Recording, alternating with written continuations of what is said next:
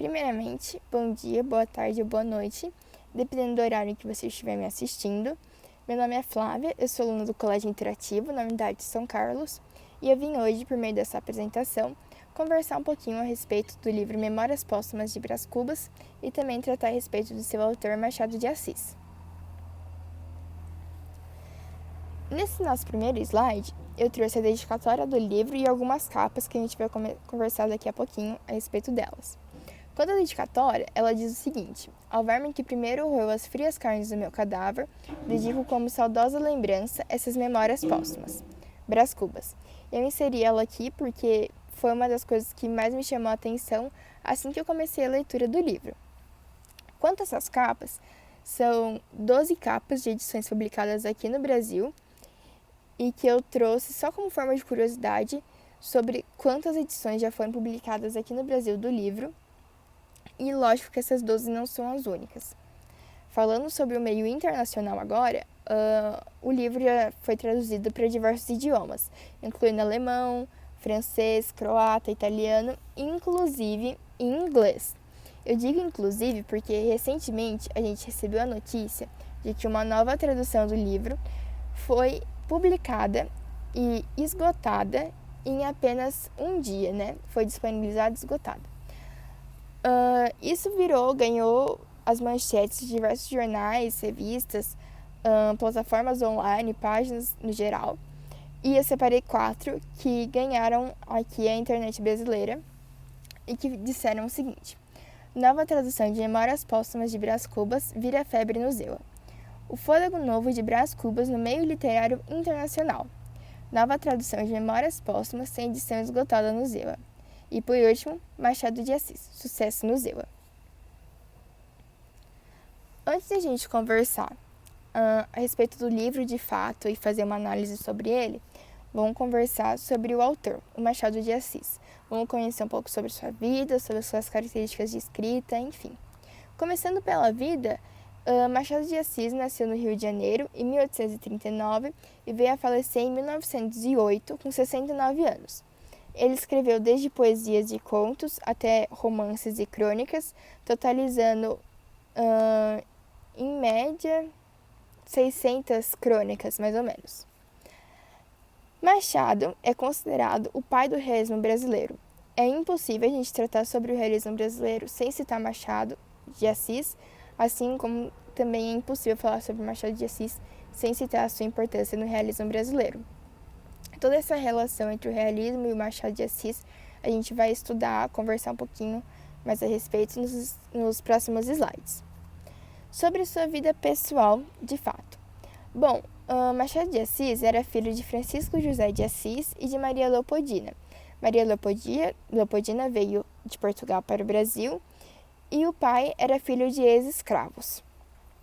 Machado passou boa parte da infância e da adolescência vivendo no Rio de Janeiro mesmo, e aos 10 anos ele perdeu a mãe. Em sequência, a família se mudou do lugar de onde eles antes viviam e não demorou muito para o pai logo se casar novamente. Alguns anos se passaram, muita coisa aconteceu, mas ainda jovem Machado de Assis saiu de casa e logo começou a trabalhar nos jornais da cidade, a princípio como aprendiz de tipógrafo. Inclusive, foi no trabalho que ele conheceu um outro autor muito importante, que se chama Manuel Antônio de Almeida. Ele escreveu o livro Memórias de um Sargento de Milícia, que é igualmente importante.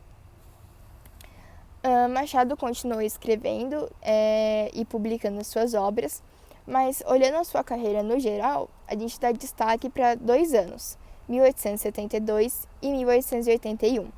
Por quê? Em 1872, o Machado publicou o seu primeiro romance, chamado Ressurreição. Em 1881, ele deu início ao realismo no Brasil com a publicação do livro Memórias Póstumas de Brás Cubas. Um detalhe importante e que não era muito incomum naquela época é o seguinte: inicialmente o livro foi publicado em 1880, em uma estrutura um pouco diferente.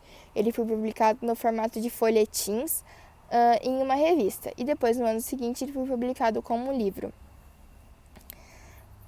Além da trajetória na literatura, o Machado ele exerceu alguns cargos públicos e de certa importância, mas que a gente não vai entrar tanto em detalhes. Sobre a sua vida amorosa, ele se casou com a Carolina Augusta Xavier de Novaes em 1869 e os dois estiveram juntos durante 35 anos. Em 1904, infelizmente, a Carolina veio a falecer e apenas 4 anos depois, em 1908, foi a vez do Machado partir, como eu disse anteriormente, com 69 anos. Com a morte da Carolina, o Machado ele entrou em uma profunda depressão e, inclusive, foi nesse período, após a morte dela, que ele escreveu um dos seus poemas mais famosos, chamado A Carolina. Eu trouxe esse poema, eu vou exibir ele, uma leitura dele no finalzinho da apresentação, e é muito importante também, se destacou também entre as obras de Machado de Assis. No slide a gente pode observar aqui a primeira capa de livro que eu trouxe é de Memórias de um Sergente de Milícias, o livro do autor que o Machado conheceu no trabalho. Embaixo a gente tem a capa de Ressurreição, que foi o primeiro romance publicado pelo Machado. Do lado, a gente tem a foto da Carolina e embaixo a foto do próprio Machado de Assis. Bom, agora vamos conversar um pouquinho sobre as características, sobre as obras mais importantes e sobre o legado do Machado para toda a literatura nacional e até mesmo internacional. Sobre as características de escrita, o Machado ele costumava usar bastante metalinguagem, ironia, às vezes até um pouquinho de deboche, e ele costumava fazer com bastante frequência diálogos diretos com o leitor, o que a gente pode ver bastante em Memórias Póstumas. E, além disso, ele sempre procurava, de alguma maneira, fazer críticas à sociedade da época. A gente pode dividir toda a trajetória do Machado na literatura em duas fases, que recebem o nome de romantismo e realismo. O romantismo ele foi uma fase que apresentou narrativas lineares, que tinham finais felizes ou trágicos, a linguagem não era tão descritiva e não havia tanta exposição sentimental. Já no realismo, a gente tem um aprofundamento maior nas personagens, abordamento também das relações entre essas personagens, até mesmo uma análise e ainda a crítica à sociedade, que já era uma característica do próprio Machado mesmo. E como o próprio nome diz, realismo, ele buscava sempre expor relatos da realidade cotidiana daquele período em questão. Obras. Memórias Póstumas de Brás Cubas tem uma importância indiscutível. Além de Memórias Póstumas, há também Quincas Borba. Quincas Borba foi, na verdade, uma das personagens de Memórias Póstumas e que mais tarde ganhou seu próprio livro. Dom Casmurro, que conta com a participação da personagem Capitu, que é bem conhecida, e o livro Histórias da Meia-Noite, que, se eu não me engano, na verdade é um compilado de contos escritos pelo Machado. Sobre seu legado. As suas obras têm um peso gigantesco pela literatura nacional, principalmente pelo Machado ter inserido o realismo no Brasil, através do seu livro Memórias Póstumas. E não só por isso, mas o Machado ele inovou bastante pelo período em que ele viveu, então todas as suas obras já são um legado incontestável. Além disso, a Academia Brasileira de Letras, que foi fundada pelo próprio Machado e mais algumas outras pessoas em 1897, é um legado até hoje muito importante para toda a nossa literatura. Ter uma cadeira na Academia Brasileira de Letras tem um peso gigantesco. Inclusive, o Machado ele esteve à frente da Academia Brasileira de Letras durante alguns anos e mais tarde assumiu a cadeira de número 23.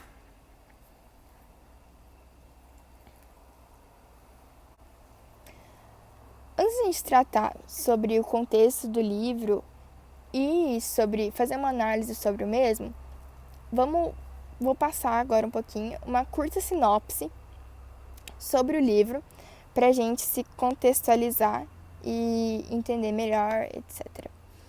Bom, Memórias Póstumas de Brás Cubas narra uma autobiografia de Brás Cubas que nos conta, né, em primeira pessoa, memórias de toda a sua vida. Por que memórias? Porque, diferente do que a gente está acostumado, de pegar um livro e a história começar a partir do nascimento de alguém, ou a partir de uma certa fase do nascimento da personagem e até a sua morte, Memórias Póstumas é meio que o contrário. O livro ele começa com a morte do personagem e situações que aconteceram pouco tempo antes da morte dele. Depois da morte dele, a gente tem a descrição de algumas memórias de toda a sua vida e que constituem toda a história e vai formando a vida de Brás Cubas. Por ele já estar morto, então ele não tem a preocupação de tomar cuidado com a forma como ele se refere a certas pessoas. Ele não tem medo de fazer julgamentos, de se expressar, porque ele já morreu, então tanto faz. Assim como é uma característica das obras do Machado de Assis, a gente consegue identificar os diálogos diretos, que eu já havia comentado anteriormente, alguns resquícios de deboche e até mesmo ironia. E é por meio dessas memórias que o Machado consegue inserir as suas críticas à sociedade que vivia naquele tempo. Bom, feito introduzidos, vamos agora conversar um pouquinho sobre o contexto histórico e as condições sociais da época. Para fazer isso, a gente vai usar 3 linhas do tempo. Bom, conversando sobre as nossas 3 linhas do tempo, vamos começar com a que vai do século XVIII ao século XIX. Bom, durante esses séculos, o mundo todo passou por grandes revoluções que moldaram todo o mundo daquele período e refletem até mesmo no mundo que a gente tem hoje. Entre essas revoluções, a gente vai destacar 2 que são as mais importantes, que são a Revolução Francesa e a Revolução Industrial, que aconteceu na Inglaterra. Junto com essas revoluções, houve novamente o auge da burguesia, a burguesia como sendo a primeira classe social, a que estava acima dos outros trabalhadores, e devido principalmente à Revolução Industrial, aconteceu o êxodo rural, ou seja, as pessoas saíram dos campos e voltaram para as cidades em busca de condições melhores de vida e também de trabalho, de conseguir se sustentar. Só que, como a gente sabe, as coisas não foram bem assim. Mas, enfim, toda essa industrialização, principalmente, e o êxodo rural contribuíram para o desenvolvimento das cidades. As cidades foram crescendo, ficando cada vez mais populosas e se desenvolvendo. Agora, a gente já parte mais especificamente para o século XIX, no Brasil, na nossa segunda linha do tempo, que vai de 1808 a 1889. Em 1808, a gente tem a chegada da família real portuguesa no Brasil, que aconteceu por conta da invasão francesa em Portugal. Então, a corte portuguesa veio toda para o Brasil. Em 1822, a gente tem a independência do Brasil. Em 1824, foi promulgada a primeira Constituição brasileira. Nos anos de 1831 a 1840, o Brasil viveu um período que ficou chamado como período regencial. O que foi o período regencial? Conforme determinado na Constituição de 1824, o Império passou a ser governado por uma regência composta por 3 membros. Isso porque o herdeiro do poder não poderia ainda assumir o cargo. Então, ocorreu esse período de regência para o poder não ficar na mão dele.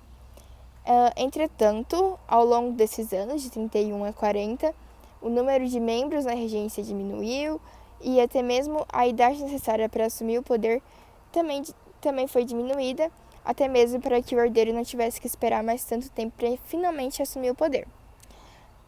Entre 31 e 40, a gente destaca o ano de 1839, porque foi o ano em que o nosso autor em questão nasceu, Machado de Assis. E nos anos, para finalizar essa segunda linha do tempo, nos anos de 1840 a 1889, o Brasil viveu o período conhecido como Segundo Reinado. A nossa terceira, e eu posso talvez até dizer que a terceira, e eu posso dizer que a mais importante talvez, linha do tempo, começa em 1844, passa em 1850 e termina em 1888. O que aconteceu nesses anos, porque que é importante?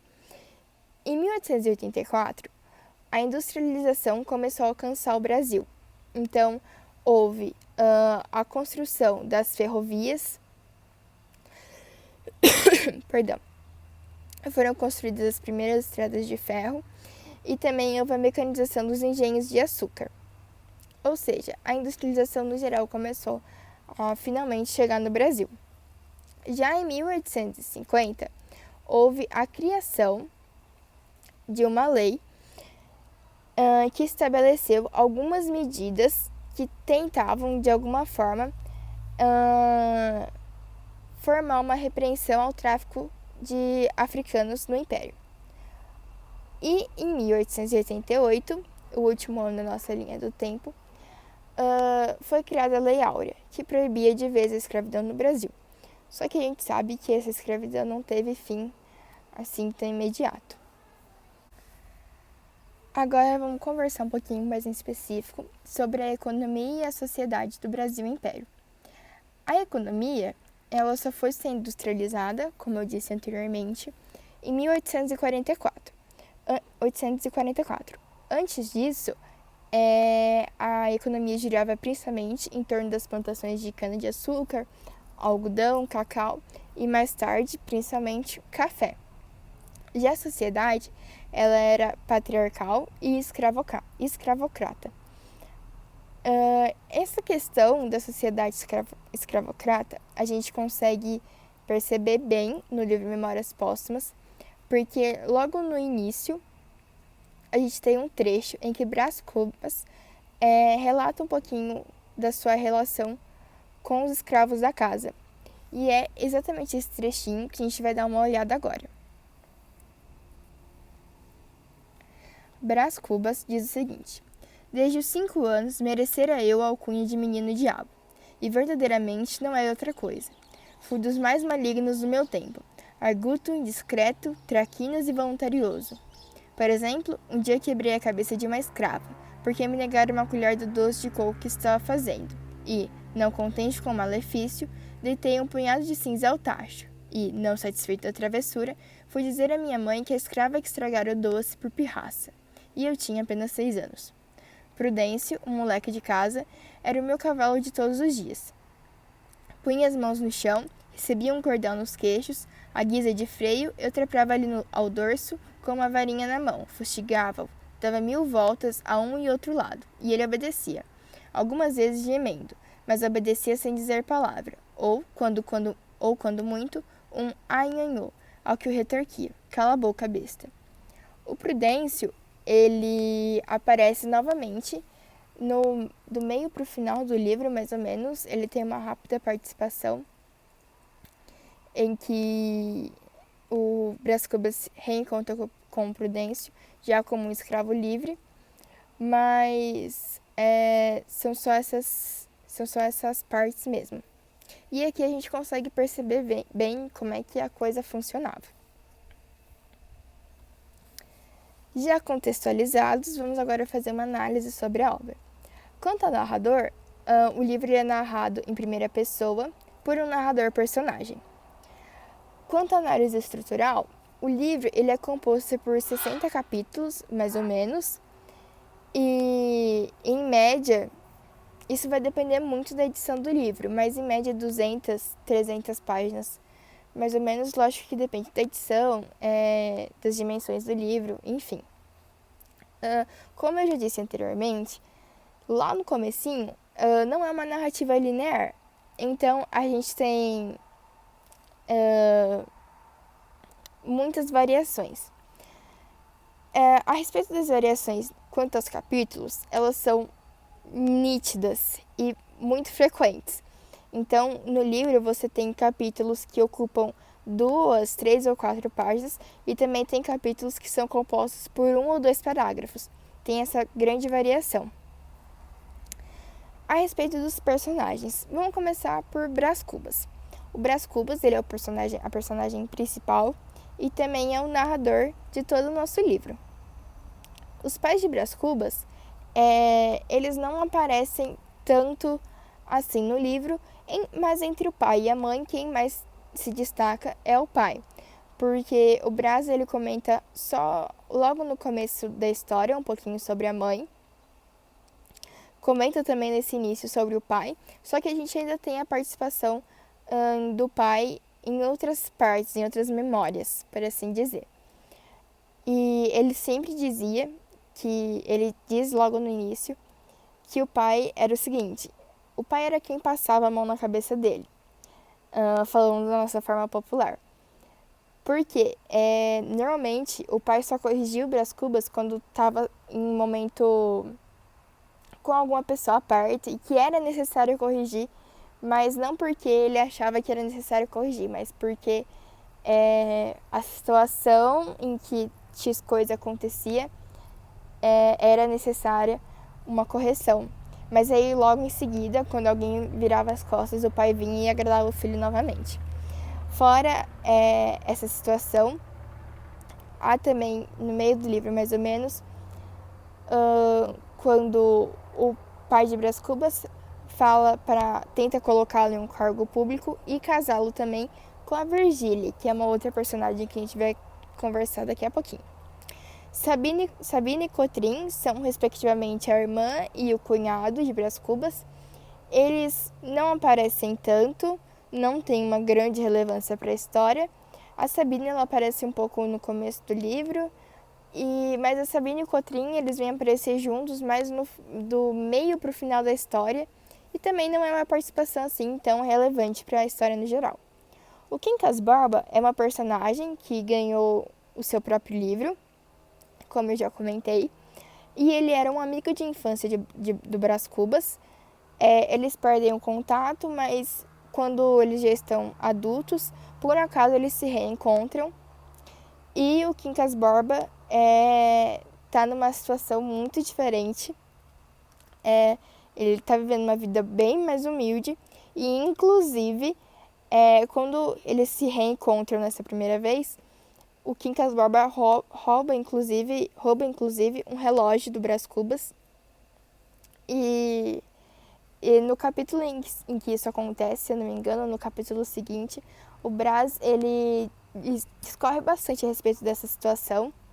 Mas aí no finalzinho da história, mais ou menos, do meio pro final, Quincas Borba consegue melhorar a sua situação de vida e inclusive compra um outro relógio e manda de presente para o Brás Cubas como forma de desculpa, e começa a ter pensamentos filosóficos, agir como um filósofo, adotando até mesmo sua própria filosofia, por assim dizer.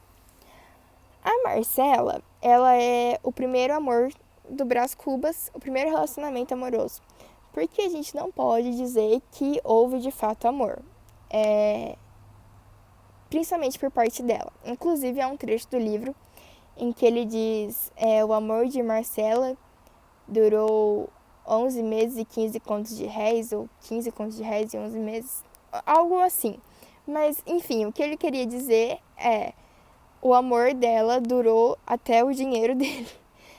Então, tipo assim, não era um amor por Brás Cubas, era um amor pelo que Brás Cubas proporcionava para ela. Era mais interesse. E o Brás Cubas também, como ele sabia disso, então ele também, pelo menos ele não demonstra ter amado de fato a Marcela. A Eugênia é um outro relacionamento do Brás, é um outro envolvimento amoroso que Brás Cubas tem, só que é curto e não vai pra frente, por assim dizer.